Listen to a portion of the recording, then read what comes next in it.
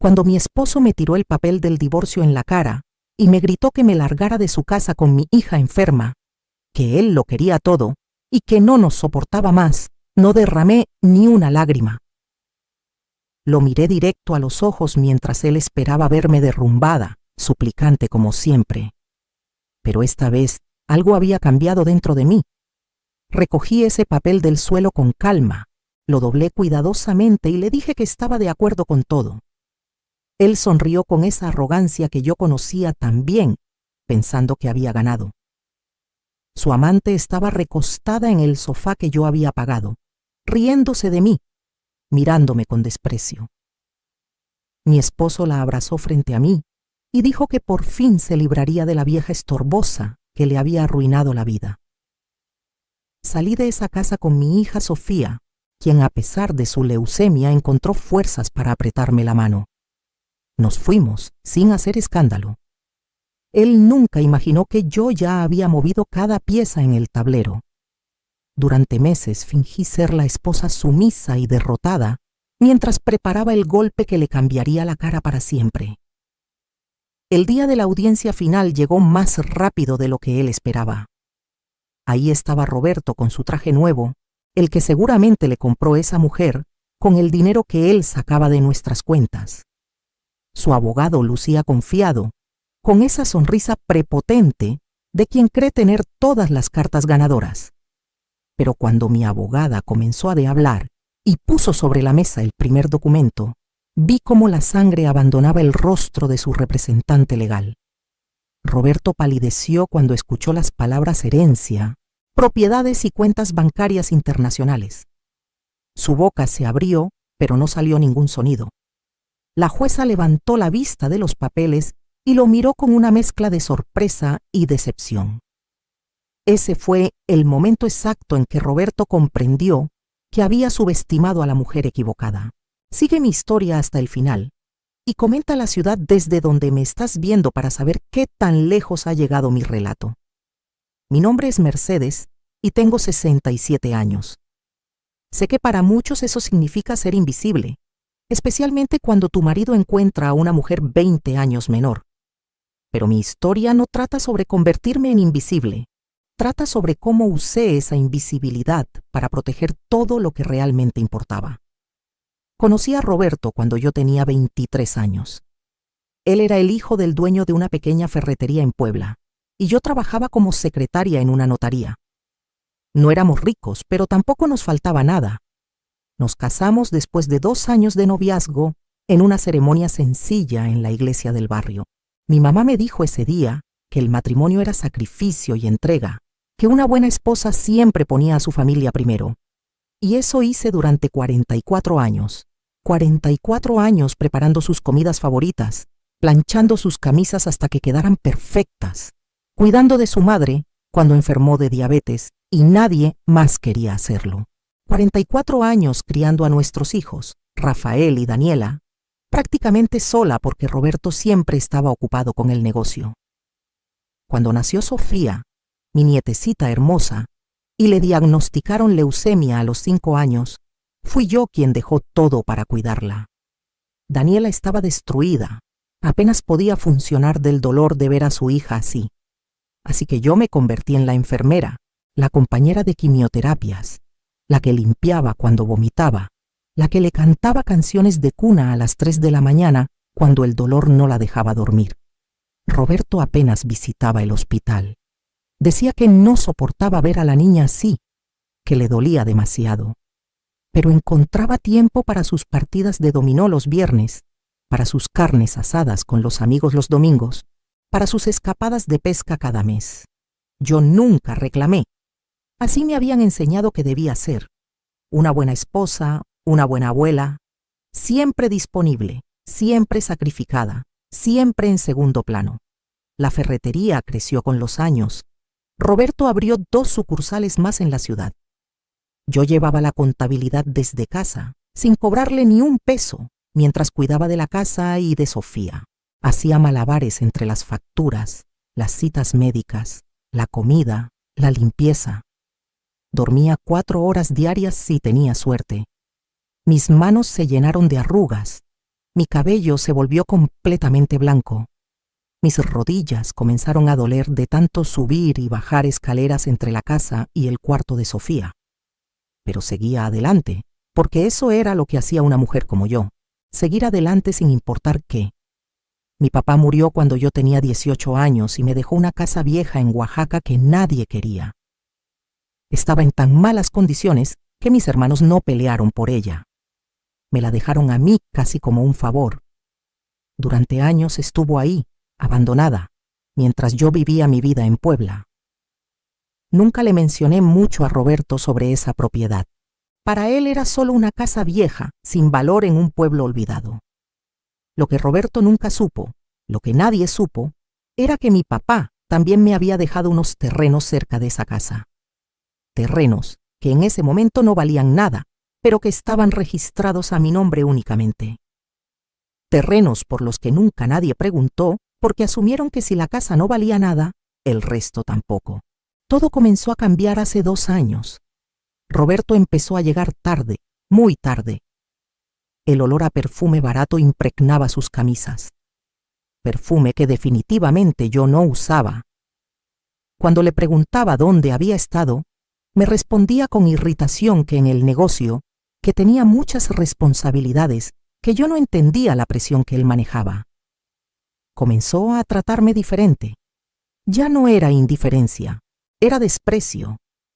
Me criticaba la comida que preparaba, la misma que durante 40 años le había encantado. Decía que la casa estaba sucia cuando yo pasaba el día entero limpiando entre cuidar a Sofía. Se quejaba de mi apariencia, de mis canas, de las arrugas alrededor de mis ojos, de los kilos que había ganado durante años de comer sobras y dormir poco. Un día encontré un recibo de un restaurante caro en el bolsillo de su pantalón. Era por 2,000 pesos, una cena para 2 con vino francés y camarones. Ese mismo mes me había dicho que no había dinero para el medicamento nuevo que el oncólogo de Sofía había recomendado, uno que podría reducir los efectos secundarios de la quimioterapia. Yo pagué ese medicamento con mis ahorros personales, el dinero que había guardado moneda por moneda durante años. Cuando lo confronté sobre el recibo, me dijo que había sido una cena de negocios. Pero los negocios no se hacían en restaurantes románticos con velas y música en vivo un día de San Valentín. Comencé a notar más cosas. Llamadas que cortaba cuando yo entraba a la habitación. Mensajes que borraba inmediatamente. Una vez lo vi sonreír, mirando su teléfono con una ternura que hacía décadas no me dedicaba a mí. Mis hijos tampoco ayudaban mucho. Rafael se había casado con una mujer llamada Patricia, que me odiaba desde el primer día. Decía que yo era entrometida, que opinaba demasiado, que no respetaba su espacio. Todo porque una vez sugerí que no era buena idea que dejaran a su bebé de 3 meses con cualquier persona, mientras ellos se iban de fiesta cada fin de semana. Desde entonces, me excluyeron de sus vidas. Solo me llamaban cuando necesitaban dinero prestado o que cuidara al niño porque su niñera había faltado. Daniela estaba tan consumida por la enfermedad de Sofía que apenas registraba lo que pasaba a su alrededor. Su matrimonio se estaba cayendo a pedazos. Su esposo la había dejado porque no soportó la presión de tener una hija enferma. Ella trabajaba dobles turnos como maestra para pagar las cuentas médicas que el seguro no cubría. Yo era su único apoyo real. Así que ahí estaba yo, a mis 65 años en ese momento, cuidando de una nieta enferma, manteniendo una casa, trabajando en la contabilidad del negocio familiar sin pago y viendo cómo mi esposo se alejaba más cada día. Me sentía invisible, peor que invisible. Me sentía como un mueble viejo que ya no servía pero que todavía ocupaba espacio. La gota que derramó el vaso llegó una tarde de julio. Hacía un calor insoportable y el aire acondicionado se había descompuesto. Sofía había tenido un mal día, vomitando cada hora. Yo estaba exhausta, con mi ropa manchada, el cabello pegado a la frente por el sudor. Roberto llegó a casa a las 6 de la tarde, temprano para su nueva rutina. Venía acompañado. Traía a una mujer de unos 40 años, con un vestido ajustado color rojo, tacones altos, maquillaje perfecto. El cabello negro le caía en ondas brillantes sobre los hombros. Era todo lo que yo había dejado de ser hacía mucho tiempo, o más bien, todo lo que nunca tuve tiempo de ser porque estaba ocupada siendo esposa y madre. Roberto ni siquiera tuvo la decencia de parecer avergonzado. Me presentó a Jessica como su socia de negocios. Dijo que necesitaban recoger unos papeles de su oficina en casa.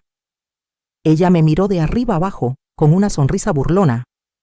Extendió su mano con uñas perfectamente arregladas y yo estreché esa mano con mis dedos hinchados de artritis y manchados de medicina. Pude oler su perfume, el mismo que había estado detectando en las camisas de Roberto durante meses. Se fueron a la oficina y cerraron la puerta. Estuvieron ahí dentro 45 minutos.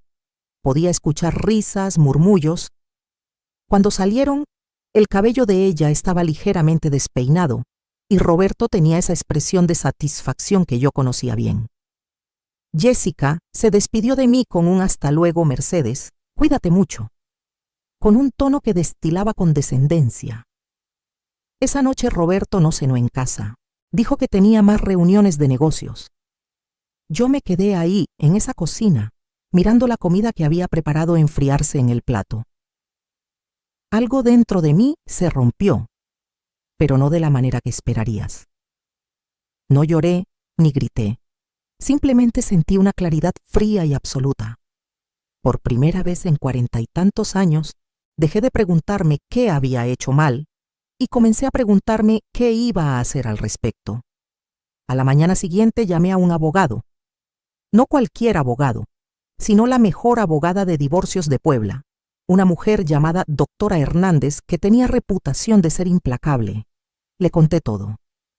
Ella escuchó en silencio, tomando notas. Cuando terminé, me miró por encima de sus lentes y me dijo: Mercedes, dime algo, ¿tienes bienes a tu nombre? Le hablé de la casa en Oaxaca. Le hablé de los terrenos. Me preguntó si Roberto sabía de ellos. Le dije que sabía de la casa pero que nunca le había dado importancia, que de los terrenos jamás había hablado con él, porque nunca parecieron importantes. Ella sonrió. Fue una sonrisa que me dio esperanza por primera vez en meses. Las cosas se empeoraron rápidamente en casa. Roberto ya ni siquiera intentaba esconder su aventura. Jessica llamaba a la casa a todas horas. Una vez contesté y ella me dijo que dejara de molestar a su hombre, que me hiciera un favor y desapareciera. Su hombre. Como si 44 años de matrimonio no significaran nada, como si yo fuera la intrusa en mi propia vida. Roberto comenzó a dormir en el cuarto de invitados. Luego comenzó a no llegar a dormir para nada. Los vecinos murmuraban. Doña Carmen de al lado dejó de saludarme, como si el adulterio de mi esposo fuera contagioso o de alguna manera culpa mía. En la iglesia las otras señoras me miraban con lástima. Esa lástima era casi peor que el desprecio. Mientras tanto, yo seguía con mi rutina. Cuidaba a Sofía, limpiaba la casa, preparaba comida que nadie comía. Pero ahora también hacía otras cosas. Me reunía con la doctora Hernández, investigaba, recopilaba documentos. Roberto pensaba que yo era tonta, que no entendía de negocios o de dinero. Ese fue su primer error. Yo había llevado la contabilidad de sus ferreterías durante años. Conocía cada número, cada cuenta, cada transacción, y comencé a notar irregularidades. Dinero que salía de las cuentas del negocio hacia cuentas personales. Facturas falsas, compras que nunca se habían hecho pero que aparecían en los registros. Roberto estaba desviando dinero del negocio, probablemente para mantener su estilo de vida con Jessica. Documenté todo, cada irregularidad, cada transferencia sospechosa. La doctora Hernández me explicó que esto podría ser crucial. Mientras yo hacía esto, también investigué sobre mis propiedades en Oaxaca. Resultó que la zona donde estaban mis terrenos se había desarrollado enormemente en los últimos años. El gobierno había construido una carretera nueva que conectaba con la costa. Empresas turísticas estaban comprando terrenos en la zona para desarrollar resorts y hoteles boutique. Mis terrenos, esos que nadie quería, esos que Roberto consideraba basura, ahora valían una fortuna. Contraté a un valuador que confirmó lo que yo sospechaba. Solo los terrenos valían cerca de 15 millones de pesos. La casa vieja, con algo de remodelación, podría convertirse en una posada encantadora que valía otros 2 millones. 17 millones de pesos que eran completamente míos, solo a mi nombre, adquiridos antes del matrimonio. Dinero del que Roberto no podía tocar ni un centavo. La doctora Hernández casi salta de alegría cuando le mostré la evaluación. Ahora teníamos munición. Un sábado por la tarde, hace unos 8 meses, Roberto llegó a casa con Jessica del brazo. Ya ni siquiera fingían. Entraron como si fueran los dueños del lugar.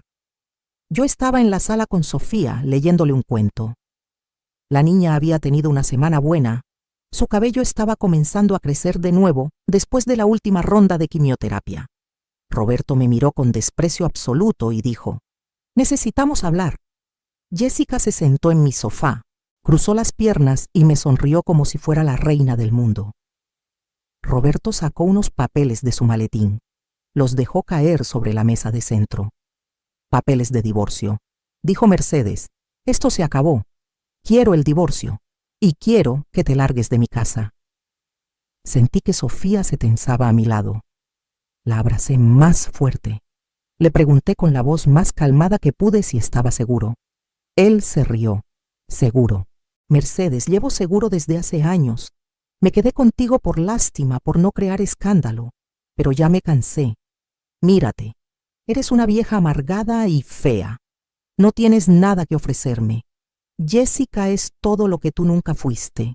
Joven, bella, divertida. Ella me hace feliz». Jessica sonrió aún más.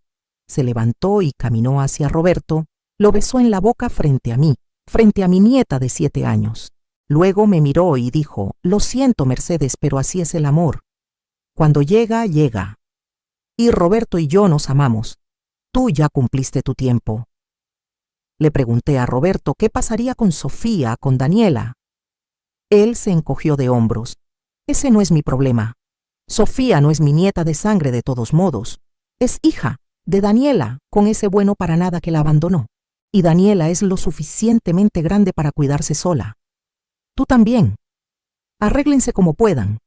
Yo quiero esta casa. Quiero las ferreterías. Quiero todo. Tú no pusiste nada en este matrimonio. Yo construí todo esto. Así que te vas con lo que traías puesto y ya». Respiré profundo. Miré esos papeles. Luego lo miré a él. Y dije: «Está bien, Roberto. Acepto el divorcio. Puedes quedarte con todo. Me iré». Su cara mostró sorpresa por un segundo. Claramente esperaba que yo suplicara, que llorara, que armara un escándalo. Cuando no hice nada de eso, se recuperó rápidamente y sonrió. «Bien. Qué bueno que al fin entiendes tu lugar. Tienes 2 semanas para salir de mi casa». Recogí los papeles, tomé a Sofía de la mano y subimos a nuestro cuarto. Detrás de mí podía escuchar las risas de Roberto y Jessica, celebrando su victoria. Esa noche llamé a la doctora Hernández y le dije que Roberto había pedido el divorcio. Ella me preguntó si estaba lista para proceder con nuestro plan. Le dije que nunca había estado más lista para nada en mi vida. Durante las siguientes semanas fingí ser la esposa derrotada y sumisa que Roberto esperaba.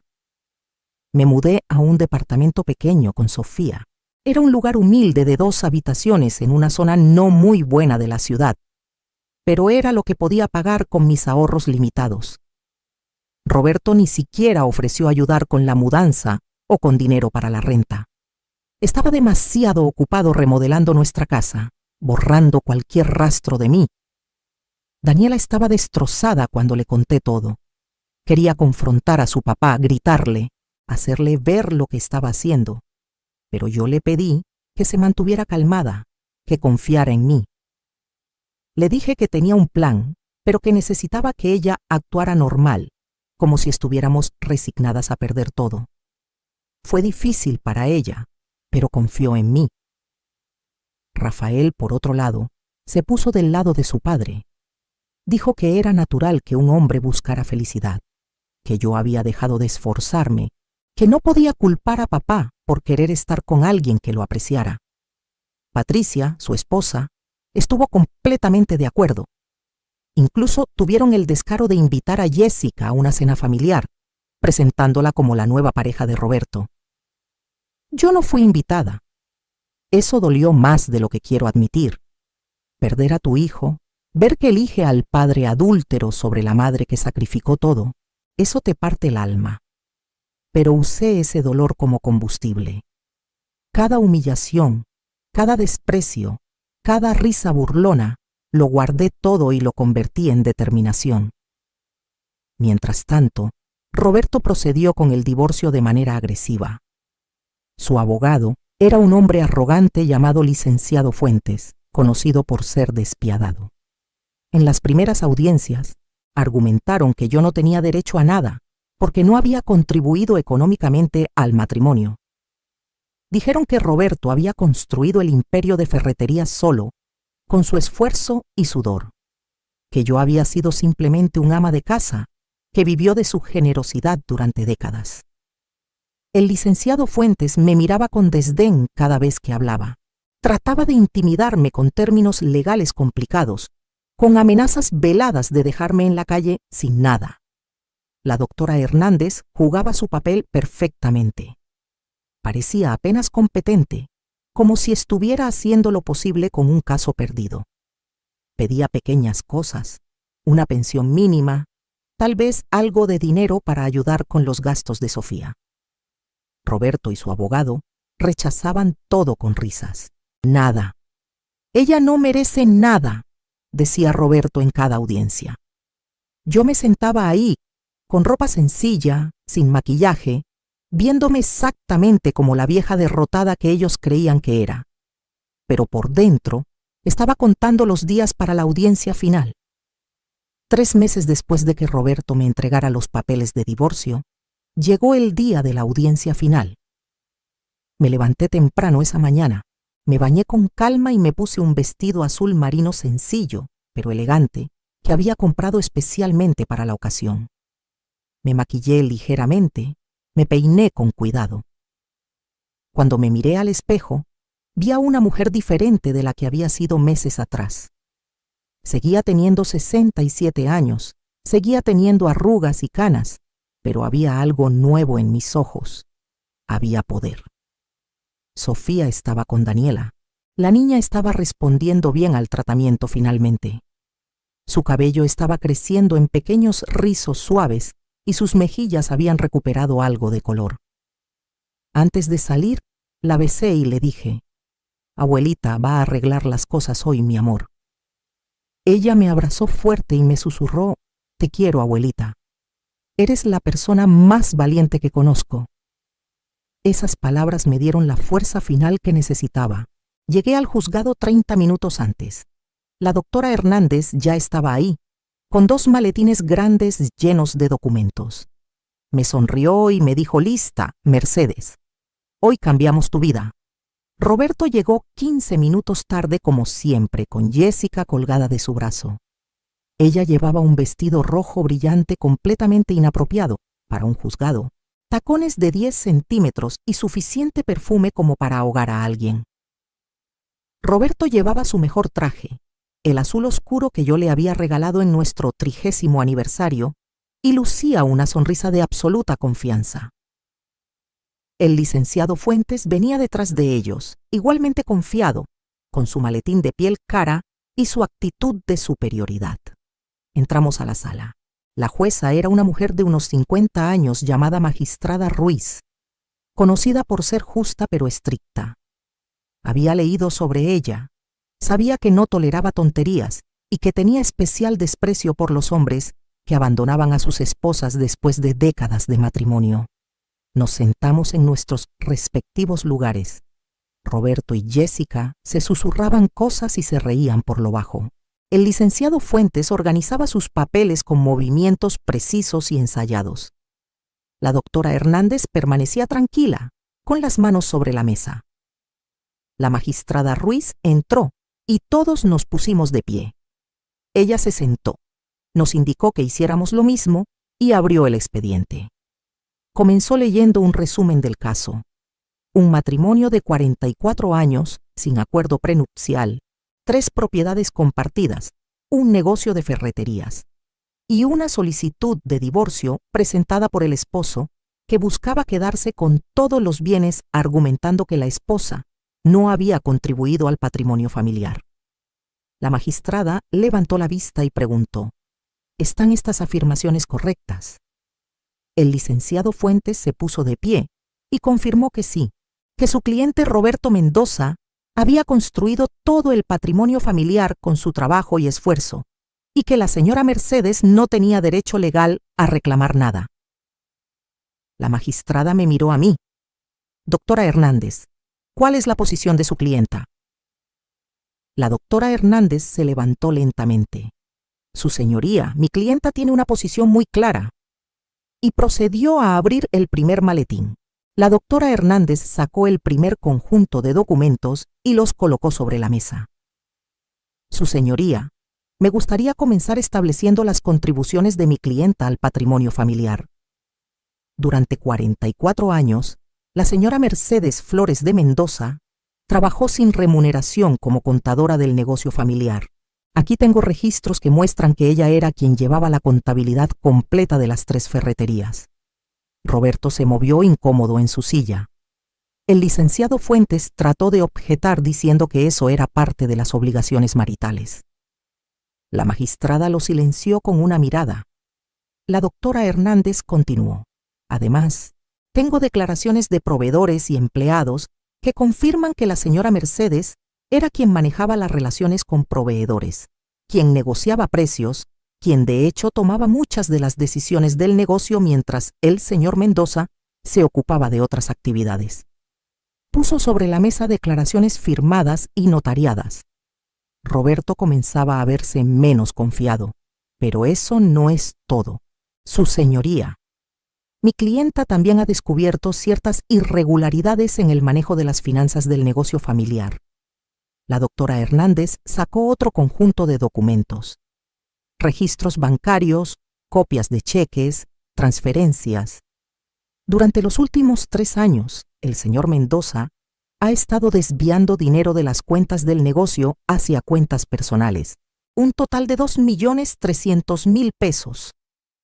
El licenciado Fuentes se puso de pie de un salto. Esto es ridículo. Mi cliente tiene todo el derecho de manejar el dinero de su propio negocio como considere apropiado. La doctora Hernández sonrió. Cierto, licenciado, pero resulta que las ferreterías no están registradas únicamente a nombre del señor Mendoza. Dejó caer otro documento sobre la mesa, la escritura original de la primera ferretería, firmada hace 38 años. En esa escritura aparecíamos tanto Roberto como yo, como propietarios al 50% cada uno. Roberto se puso pálido. Yo nunca le había mencionado ese detalle. Había olvidado que cuando abrimos el primer local, el notario nos había sugerido poner ambos nombres para efectos fiscales. Durante casi 4 décadas, Roberto había operado como si fuera el único dueño, pero legalmente yo era copropietaria. Eso significa, su señoría, que mi cliente es copropietaria del negocio y que las transferencias no autorizadas que el señor Mendoza hizo constituyen apropiación indebida de recursos compartidos. El licenciado Fuentes estaba revisando frenéticamente sus propios papeles. Jessica ya no sonreía. Roberto me miraba con una mezcla de shock e ira. Pero la doctora Hernández no había terminado. Ahora bien, su señoría, pasemos a discutir los bienes personales de mi clienta. Roberto se rió nerviosamente. ¿Qué bienes personales puede tener ella? No tiene nada. La doctora Hernández abrió el segundo maletín. Sacó documentos, valuaciones, títulos de propiedad. Mi clienta es propietaria única de una casa y terrenos en Oaxaca, adquiridos por herencia antes del matrimonio y, por tanto, no sujetos a división de bienes gananciales. La magistrada tomó los documentos y comenzó a revisarlos. Roberto dijo con desdén: «Esa casa vieja no vale nada. Todos lo sabemos». La doctora Hernández sonrió más ampliamente. De hecho, señor Mendoza, esa propiedad ha sido valuada recientemente en 17 millones de pesos. El silencio que siguió a esa declaración fue absoluto. Roberto se quedó con la boca abierta. El licenciado Fuentes dejó caer el bolígrafo que sostenía. Jessica parecía haber dejado de respirar. La magistrada Ruiz levantó las cejas con interés y continuó leyendo los documentos de evaluación. 17 millones, repitió la magistrada. La doctora Hernández asintió. Así es, su señoría. La zona donde se encuentran estas propiedades ha experimentado un desarrollo turístico significativo en los últimos años. Los terrenos de mi clienta tienen frente de playa y acceso directo a la nueva carretera costera. Varias empresas hoteleras han expresado interés en comprarlos. Aquí tengo 3 ofertas formales, la más alta por 19 millones de pesos. Puso las cartas de oferta sobre la mesa. Roberto encontró su voz finalmente. Eso no puede ser cierto. Esos terrenos no valen nada. Mercedes me está mintiendo. Fabricó esos documentos. La magistrada lo miró con severidad. Señor Mendoza, estas valuaciones están certificadas por valuadores autorizados y las ofertas vienen de empresas legítimamente constituidas. A menos que tenga evidencia de fraude, le sugiero que controle sus acusaciones. Roberto se hundió en su silla. Podía ver su mente trabajando, calculando, dándose cuenta de que había cometido un error monumental. El licenciado Fuentes pidió un receso. La magistrada lo concedió. Nos levantamos y salimos al pasillo. Roberto me agarró del brazo con fuerza. Me dolió, pero no dije nada. Su cara estaba roja de ira. ¿Desde cuándo sabías que esos terrenos valían tanto? Le respondí con calma: desde hace unos meses, Roberto. Cuando tú estabas ocupado con Jessica, yo estaba ocupada investigando mi futuro. Jessica se acercó y me gritó: eres una víbora, una mentirosa. Le estabas ocultando esto a tu esposo. Me reí. Era la primera vez que me reía genuinamente en meses. Le dije: Jessica, querida, Roberto no es mi esposo, es mi pronto ex esposo. Y no le oculté nada. Simplemente nunca preguntó. Asumió que yo no tenía nada de valor, como asumió tantas otras cosas sobre mí. La doctora Hernández intervino y nos separó. Le dijo a Roberto que se alejara de su clienta o presentaría cargos por intimidación. Volvimos a entrar a la sala. El licenciado Fuentes lucía significativamente menos confiado. Cuando la magistrada retomó la sesión, él pidió la palabra. Su señoría, mi cliente estaría dispuesto a llegar a un acuerdo. Quizás una división más equitativa de los bienes. La magistrada lo miró. Hace una hora su cliente insistía en que la señora Mendoza no merecía nada. ¿Qué ha cambiado? El licenciado Fuentes tragó saliva. Hemos reconsiderado nuestra posición dado que nueva información ha salido a luz. La magistrada se volvió hacia mí. Señora Mendoza, ¿está usted interesada en llegar a un acuerdo con su esposo? Me puse de pie lentamente. Toda la sala me miraba. Roberto con ansiedad, Jessica con odio, el licenciado Fuentes con nerviosismo, la magistrada con curiosidad, la doctora Hernández con orgullo. Hablé con voz clara y firme. Su señoría, hace 3 meses mi esposo me echó de la casa que compartimos durante 44 años. Me dijo que yo no tenía valor, que era vieja y fea, que no merecía nada. Me dijo que me largara con mi nieta enferma, que él no nos necesitaba ni nos quería. Delante de esa niña de 7 años con leucemia, besó a su amante y me dijo que yo ya había cumplido mi tiempo. No ofreció ayuda económica, no ofreció apoyo. Me dejó en la calle con lo puesto. Tuve que mudarme a un departamento pequeño. Tuve que usar mis ahorros para pagar el tratamiento de mi nieta, porque él se negó a ayudar. Durante 3 meses me ha humillado públicamente. Ha paseado a su amante por toda la ciudad. Ha hablado mal de mí con quien quiera escuchar. Ahora que descubre que tengo recursos, de repente quiere negociar. De repente quiere ser justo. Mi respuesta es no. No quiero ningún acuerdo con usted, señor Mendoza. La magistrada asintió. Entiendo su posición, señora Mendoza. Entonces procedamos con la división legal de bienes. La doctora Hernández se levantó nuevamente. Su señoría, me gustaría presentar evidencia adicional. Tengo aquí registros médicos que muestran los gastos de tratamiento de la nieta de mi clienta, gastos que mi clienta ha estado cubriendo sola. También tengo evidencia de que el señor Mendoza ha estado gastando recursos conyugales en su amante, facturas de restaurantes, hoteles, joyas, viajes. En total, aproximadamente 1.200.000 pesos en el último año. Jessica se puso de pie gritando: «Eso es privado. No tienen derecho a investigar nuestra relación». La magistrada la miró con frialdad. «Siéntese, señorita. Usted no es parte de este procedimiento. Si vuelve a interrumpir, la sacaré de la sala». Jessica se sentó, pero fulminaba con la mirada. La magistrada revisó toda la evidencia que la doctora Hernández había presentado. Después de varios minutos de silencio, habló. «He revisado toda la documentación presentada por ambas partes. Mi decisión es la siguiente.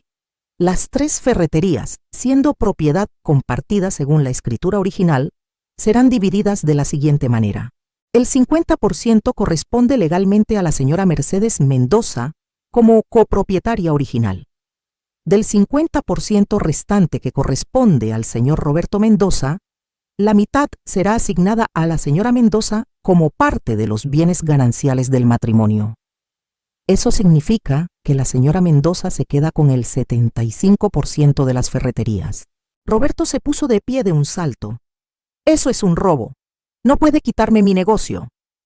La magistrada golpeó su mazo sobre la mesa. «Señor Mendoza, siéntese inmediatamente o lo haré sacar de la sala». Roberto se sentó, temblando de ira. La magistrada continuó. «La casa conyugal será otorgada a la señora Mendoza como compensación por los años de trabajo no remunerado en el negocio familiar y como compensación por los gastos médicos de su nieta que usted se negó a cubrir. El señor Mendoza tendrá 30 días para desalojar la propiedad». Jessica soltó un grito ahogado. Roberto estaba blanco como papel, pero la magistrada no había terminado. Adicionalmente, el señor Mendoza deberá reembolsar a la señora Mendoza la cantidad de 1.200.000 pesos, correspondiente a los recursos conyugales que gastó en su relación extramarital. Estos fondos deberán ser pagados en un plazo no mayor a 6 meses. El licenciado Fuentes intentó objetar. «Su señoría, esto es excesivo. Mi cliente quedará prácticamente en la ruina». La magistrada lo miró sin compasión. Su cliente eligió gastar recursos familiares en mantener una amante, mientras su esposa pagaba de su bolsillo el tratamiento médico de su nieta enferma. Su cliente eligió humillar y abandonar a una mujer que dedicó 44 años de su vida a su familia. Las consecuencias de esas decisiones son enteramente suyas. Ahora, con respecto a las propiedades en Oaxaca, dado que fueron adquiridas por la señora Mendoza antes del matrimonio, permanecen como su propiedad exclusiva. El señor Mendoza no tiene ningún derecho sobre ellas. Roberto hundió su cara entre sus manos. Jessica lo miraba con una expresión que mezclaba shock y algo más, algo que parecía cálculo. La magistrada revisó sus notas una vez más. «Hay algo más que me gustaría agregar. Señor Mendoza, he visto muchos casos de divorcio en mi carrera, pero pocos tan descarados como este. Usted no solo fue infiel, sino que fue cruel. Echó a su esposa de su hogar sin ningún apoyo. Se negó a ayudar con el tratamiento médico de una niña enferma. Gastó recursos familiares en lujos para su amante. Y luego tuvo el descaro de pedir que le dieran todo, asumiendo que su esposa no tenía recursos ni opciones. Me complace enormemente demostrarle que estaba equivocado. La sentencia es final. Buenos días». Y con eso golpeó su mazo y se levantó. Salí de esa sala con la cabeza en alto. Roberto seguía sentado, inmóvil, en estado de shock. Jessica ya estaba caminando hacia la salida, sus tacones resonando en el piso de mármol. Algo me decía que Roberto no volvería a verla pronto. Las mujeres como Jessica no se quedan con hombres que pierden todo. Afuera del juzgado, la doctora Hernández me abrazó. Lo logramos, Mercedes. Le ganamos. Le dije, no, doctora, no le ganamos. Simplemente tomé lo que siempre fue mío. Las semanas siguientes fueron una revelación. Roberto intentó apelar la decisión, pero su nuevo abogado, porque el licenciado Fuentes renunció al caso, le dijo que no tenía bases. La evidencia era abrumadora y la magistrada había sido más que justa. De hecho, podría haber sido peor para él. Roberto tuvo que mudarse de la casa. No tenía a dónde ir porque había gastado tanto dinero en Jessica que sus ahorros personales estaban agotados. Terminó rentando un cuarto en una pensión del otro lado de la ciudad. Jessica, como predije, desapareció de su vida inmediatamente después de la sentencia. Alguien me contó que la vieron 2 semanas después del brazo de otro hombre, un empresario de la Ciudad de México. Roberto trató de llamarla, pero ella bloqueó su número. El amor eterno había durado exactamente hasta que el dinero se acabó. Yo me mudé de vuelta a la casa, mi casa ahora. Lo primero que hice fue cambiar todas las cerraduras. Luego contraté a unas señoras para que hicieran una limpieza profunda. Quería eliminar cualquier rastro de Jessica, cualquier olor a su perfume barato, cualquier recuerdo de esos meses horribles. Pinté las paredes de colores claros y alegres. Compré muebles nuevos. Convertí uno de los cuartos en un espacio especial para Sofía, con paredes de color rosa suave, estantes llenos de libros, juguetes, un escritorio para que hiciera su tarea. Daniela y Sofía se mudaron conmigo. Daniela había estado viviendo en un departamento diminuto, luchando para llegar a fin de mes. Ahora tenía un hogar real, espacio, seguridad. Sofía estaba feliz. Su salud mejoraba cada día. El nuevo tratamiento estaba funcionando y los doctores eran optimistas sobre su recuperación completa. Ver a esa niña correr por el jardín, riendo, con su cabello creciendo en rizos suaves, sanaba algo dentro de mí. Las ferreterías fueron otro tema. Yo ahora era la propietaria mayoritaria. Llamé a una reunión con todos los empleados. Les expliqué la situación. Les aseguré que sus trabajos estaban seguros y que, de hecho, planeaba expandir el negocio. Contraté a un administrador profesional, un hombre joven y honesto llamado Héctor, que tenía ideas frescas sobre cómo modernizar las operaciones. Implementamos un sistema de inventario digital. Abrimos una tienda en línea. Comenzamos a ofrecer servicios de entrega a domicilio. En 6 meses, las ventas habían aumentado un 30%. Roberto seguía siendo dueño del 25%, lo que le daba derecho a una parte de las ganancias. Pero ya no tenía voz en las decisiones. Cada mes recibía su cheque y cada mes, según me contaron, lo gastaba en alcohol y autocompasión. Rafael, mi hijo, finalmente vino a verme después de 3 meses de silencio. Tocó la puerta una tarde, solo, sin Patricia. Cuando abrí, se quedó parado ahí sin saber qué decir. Yo lo dejé entrar. Nos sentamos en la sala, en el sofá nuevo que había comprado. Él miraba alrededor, notando todos los cambios. Finalmente habló. Mamá, yo no sabía. No sabía sobre los terrenos, sobre el negocio, sobre cuánto habías contribuido. Patricia y yo pensamos que papá estaba siendo injusto, pero no imaginamos hasta qué punto. Le dije, Rafael, tu padre me echó a la calle, me llamó vieja fea y fedorenta delante de tu sobrina enferma, y tú lo apoyaste. Me invitaste a mí a ninguna cena familiar, pero invitaste a su amante. Él bajó la mirada. Lo sé. Y lo siento, mamá. No tengo excusa. Patricia estaba celosa de ti. Decía que siempre te metías en nuestra vida. Y yo dejé que eso nublara mi juicio. Soy tu hijo y debí defenderte. Le pregunté por qué había venido ahora. Él fue honesto, porque me di cuenta de que puedo perder a mi madre por apoyar a un padre que estaba completamente equivocado, porque mi hijo pregunta por su abuela y no sé qué decirle, porque vi a papá el otro día y está destruido, bebiendo, amargado, culpando a todos menos a sí mismo. Y no quiero terminar así. No acepté su disculpa inmediatamente. Le dije que necesitaba tiempo, que la confianza se construye lentamente, pero le permití empezar a visitarme. Poco a poco, durante meses, reconstruimos nuestra relación.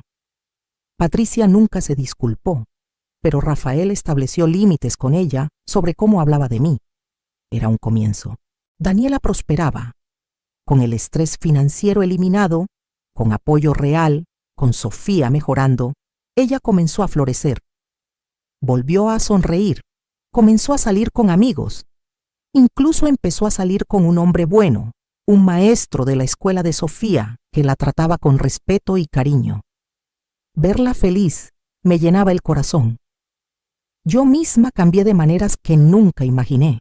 Contraté a una empleada doméstica que venía 3 veces por semana. No porque no pudiera limpiar mi propia casa, sino porque no quería. Después de 44 años limpiando para otros, decidí que merecía ayuda. Tomé clases de pintura, algo que siempre había querido hacer pero nunca había tenido tiempo. Resultó que era bastante buena. Mis pinturas de paisajes oaxaqueños comenzaron a llenar las paredes de la casa. Me uní a un grupo de mujeres de mi edad que se reunían los jueves para tomar café y compartir historias.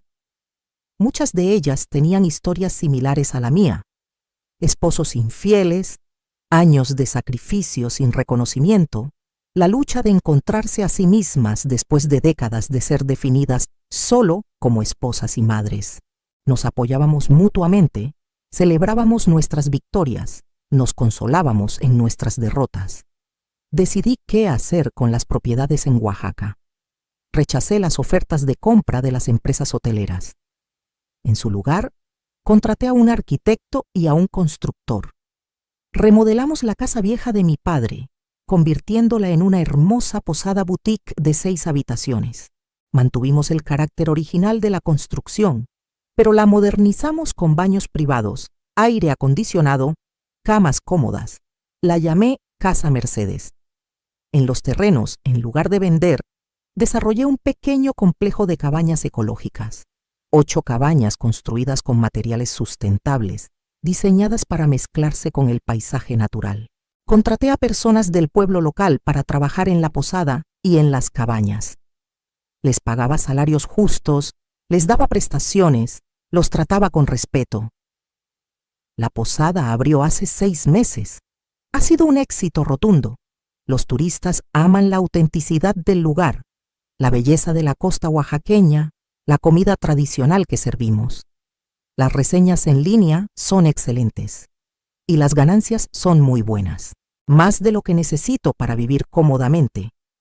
Uso parte de esas ganancias para ayudar a otras mujeres.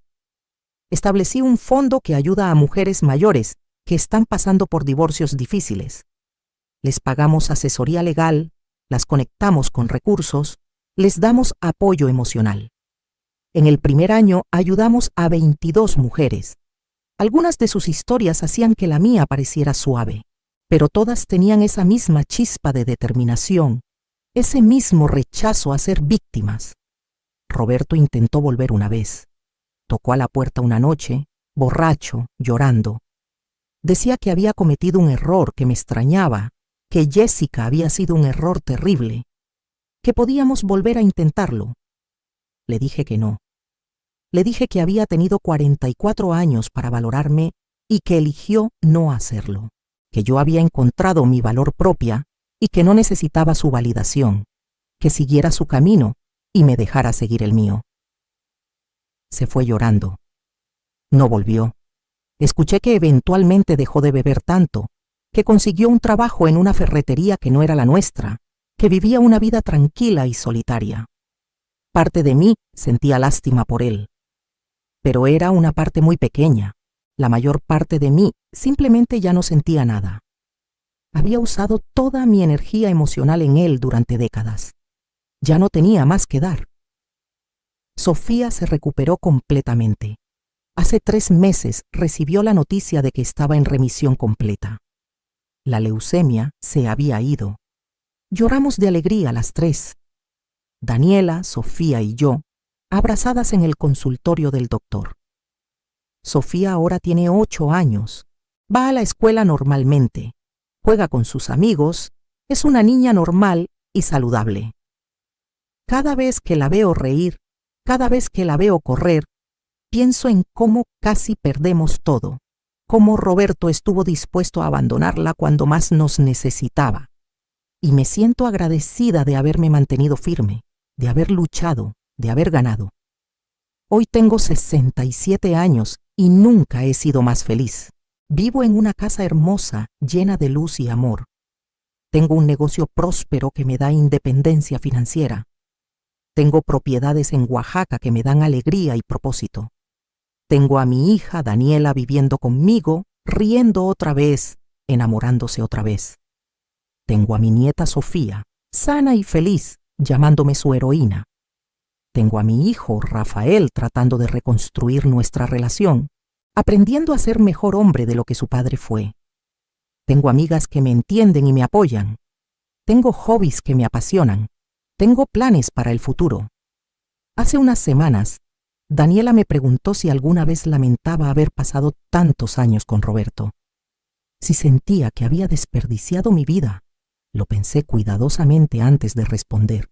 Le dije que no lamentaba esos años porque me dieron a ella y a Rafael. Me enseñaron resiliencia.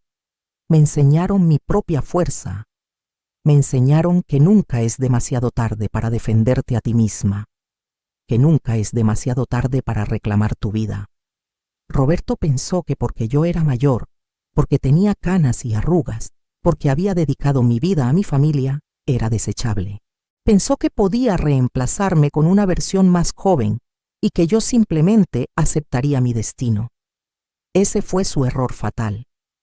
Subestimar a una mujer que ha sobrevivido décadas de sacrificio, que ha criado hijos, que ha manejado negocios, que ha cuidado enfermos, es subestimar a una de las fuerzas más poderosas del universo.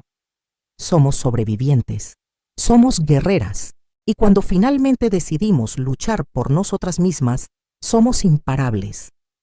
A todas las mujeres que están pasando por algo similar les digo esto. No acepten menos de lo que merecen. No crean cuando les dicen que no tienen valor porque son mayores, porque han cambiado físicamente, porque dedicaron años a su familia en lugar de a una carrera. Esos años tienen valor. Ese trabajo tiene valor. Ustedes tienen valor. Investiguen sus recursos. Conozcan sus derechos. Busquen ayuda legal competente. No se rindan porque alguien más decidió que ya no les sirven.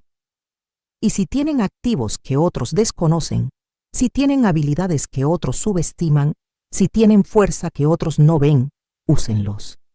No para venganza, sino para justicia. No para destruir, sino para construir la vida que merecen.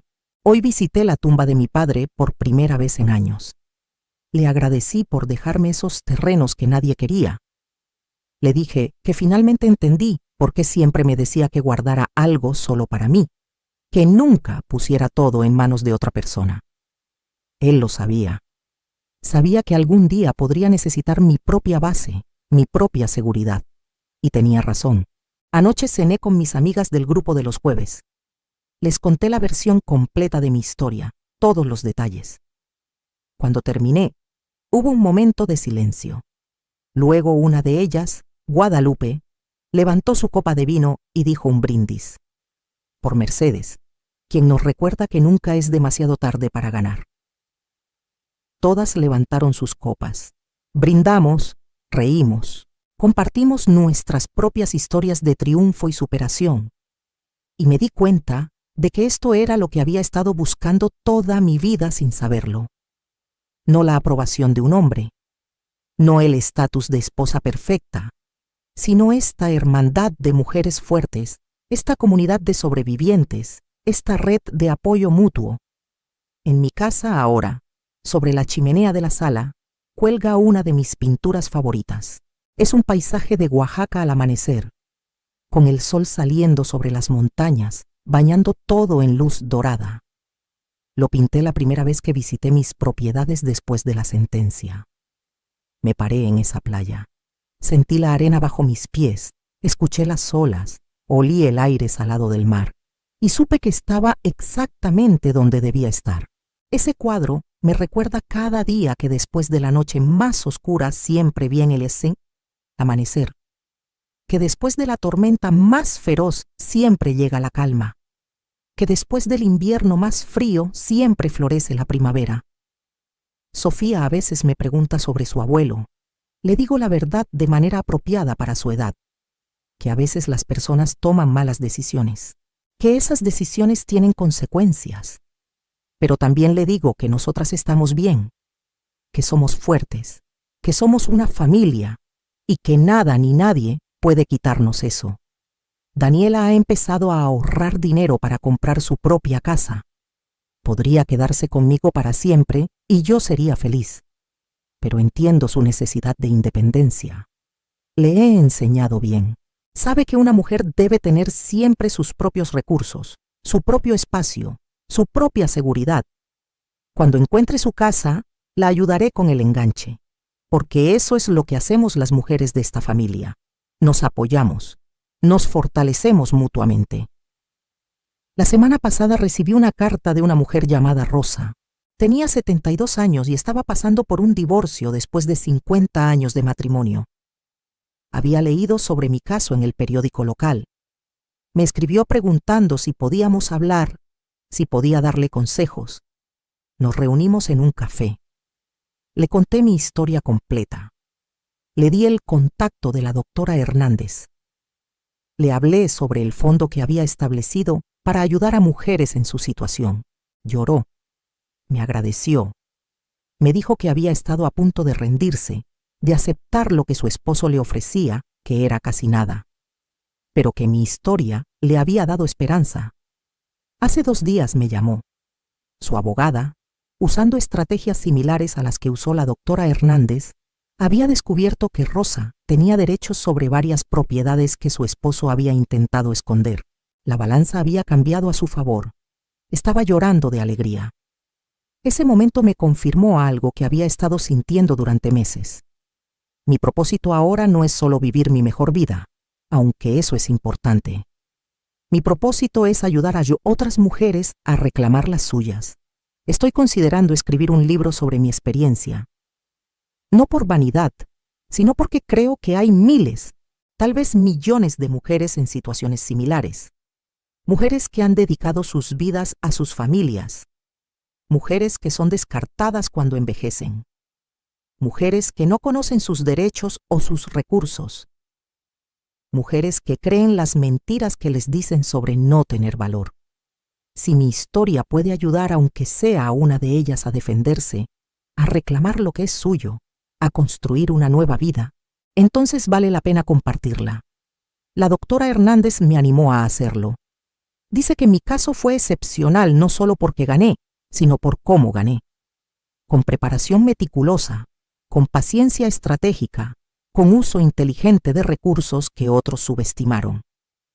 Dice que podría convertirse en un modelo para otras mujeres. Ya he empezado a hacer notas, recuerdos, documentos, lecciones aprendidas. Es un proceso emocional revivir todo, pero también es catártico. Cada palabra que escribo es como soltar otro pedazo del dolor, de la humillación, de los años de sentirme invisible. Esta mañana me desperté temprano y salí al jardín. El sol apenas estaba saliendo. Las flores que planté hace 3 meses están floreciendo. Rosas, jazmines, bugambilias. El aire olía dulce y fresco. Los pájaros cantaban. Sofía todavía dormía en su cuarto. Daniela también. La casa estaba en paz. Me senté en la banca del jardín que compré, la misma donde ahora paso las mañanas con mi café, y pensé en todo lo que había pasado. En la mujer que era hace un año, derrotada, humillada, sin saber cómo seguir adelante. Y en la mujer que soy ahora, fuerte, independiente, en control de mi destino. La transformación es asombrosa y está disponible para cualquier mujer dispuesta a luchar por ella. Roberto me hizo un favor, aunque nunca fue su intención. Me obligó a despertar. Me obligó a ver mi propio valor. Me obligó a luchar.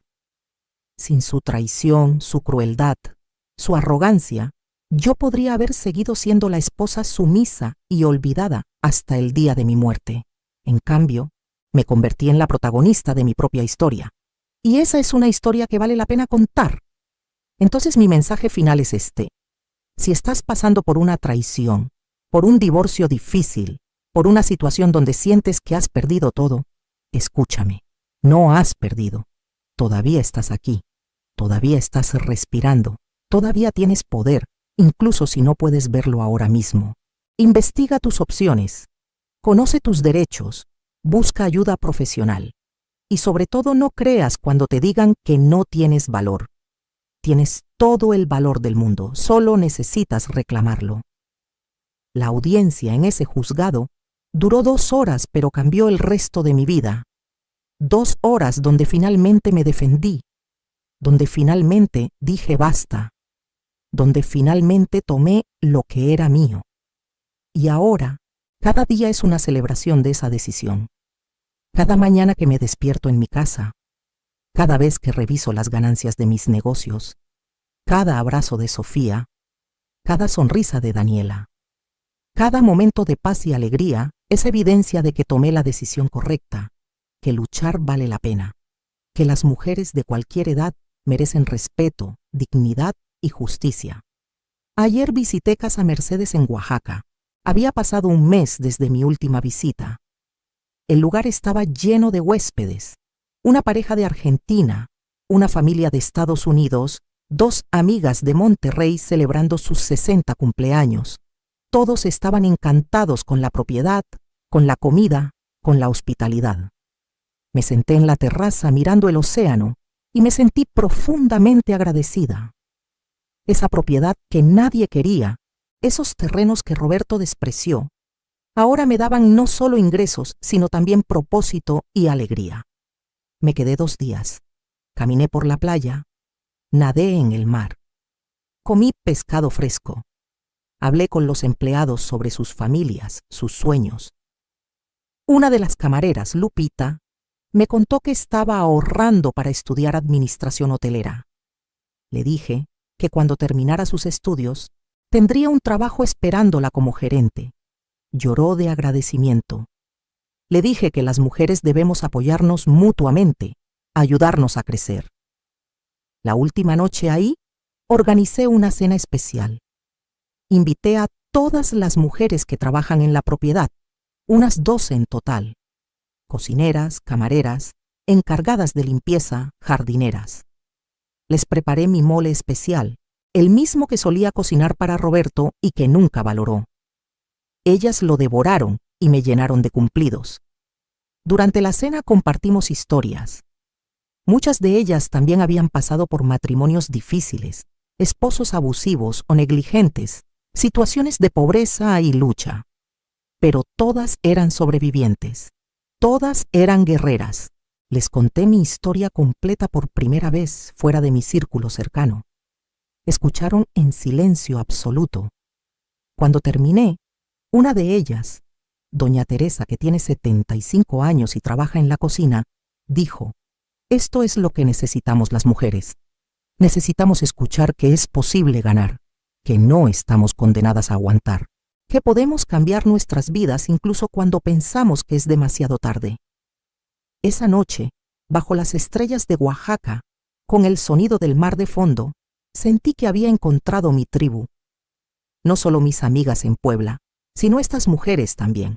Y todas las mujeres que aún no conozco, pero que están luchando sus propias batallas. Todas estamos conectadas por la experiencia compartida de ser subestimadas, descartadas, pero también por la fuerza compartida de negarnos a permanecer derrotadas. Cuando regresé a Puebla, Sofía me recibió en la puerta corriendo. «Abuelita, te extrañé tanto. Cuéntame del mar». Me senté con ella y le mostré las fotos que había tomado. Le hablé de las tortugas que vimos anidando en la playa. Le prometí que pronto iríamos juntas, que le enseñaría a nadar en esas aguas cálidas. Sus ojos brillaban de emoción. Daniela me abrazó y me susurró: gracias, mamá, por todo, por nunca rendirte, por mostrarnos cómo ser fuertes. Le dije que no tenía que agradecer nada, que simplemente estaba haciendo lo que cualquier madre haría. Pero ella insistió: no, mamá, no cualquier madre habría hecho lo que tú hiciste. Muchas se habrían rendido. Tú luchaste y ganaste y nos salvaste a todas. Esta mañana recibí una llamada de Rafael. Me preguntó si podía visitarme con su hijo, mi nieto de 6 años, que casi no he visto en el último año. Le dije que sí, que siempre serían bienvenidos. Llegaron en la tarde. Mi nieto, Robertito, llamado así por su abuelo irónicamente, corrió hacia mí. Abuela, papá dice que tienes una casa en la playa. Es verdad. Le confirmé que sí. Le mostré fotos. Le prometí que podría visitarla pronto. Rafael se sentó conmigo mientras Robertito jugaba con Sofía en el jardín. Me dijo que había estado pensando mucho sobre todo lo que pasó, que se había dado cuenta de cuánto había absorbido de su padre, actitudes sobre las mujeres, sobre el matrimonio, sobre lo que es importante en la vida. Dijo que no quería que Robertito creciera con esas mismas ideas, que quería criarlo diferente, para valorar a las mujeres, para respetar el trabajo doméstico, para entender que el matrimonio es una sociedad de iguales. Le dije que me alegraba escucharlo, que nunca es demasiado tarde para cambiar, que el hecho de que reconociera sus errores ya era un paso enorme. Me preguntó si podía perdonarlo algún día completamente. Le dije que el perdón es un proceso, no un evento, que estábamos en camino, que su disposición a cambiar, a aprender, a ser mejor, significaba todo. Antes de irse, me entregó un sobre. Dentro había una carta escrita a mano. La leí después de que se fueron. Era una disculpa detallada, específica. No excusas, no justificaciones, solo reconocimiento de sus errores y compromiso de ser mejor. Al final escribió: mamá, cuando crezca espero ser la mitad de fuerte que tú. Te amo. Lloré leyendo esa carta, pero eran lágrimas buenas, lágrimas de sanación. Esta noche, mientras escribo estas reflexiones finales, Daniela y Sofía están en la sala viendo una película. Puedo escuchar sus risas. La casa está llena de luz, de calor, de amor. Afuera las luces de Puebla brillan en la distancia. En algún lugar de esta ciudad, Roberto está en su cuarto de pensión, probablemente solo, probablemente arrepentido. Pero eso ya no es mi problema, ya no es mi responsabilidad. Mi responsabilidad ahora es conmigo misma, con mis hijas, con mi nieta, con las mujeres que puedo ayudar. Tengo 67 años y siento como si mi vida apenas estuviera comenzando. Tengo planes. Quiero expandir Casa Mercedes. Tal vez abrir otra propiedad en un lugar diferente. Quiero que mi fondo de ayuda llegue a más mujeres. Quiero escribir ese libro. Quiero viajar. Quiero seguir pintando. Quiero seguir creciendo y lo haré, porque ahora sé algo que no sabía hace un año. Sé que soy capaz. Sé que soy fuerte. Sé que merezco felicidad. Y sé que nunca, nunca más permitiré que alguien me haga sentir menos de lo que soy. Entonces, para todas ustedes que están escuchando mi historia, les dejo con esto. ¿Qué harías en mi lugar? Si tu pareja te traicionara después de décadas de dedicación, si te dijeran que no vales nada, si te echaran de tu propia casa, ¿te rendirías o lucharías? Yo elegí luchar y esa elección cambió todo. Comenta abajo qué harías tú. Cuéntame tu historia si tienes una similar. Y recuerda, no importa cuántos años tengas, no importa cuánto tiempo hayas estado en una situación difícil, nunca es demasiado tarde para reclamar tu vida. Nunca es demasiado tarde para defender tu valor.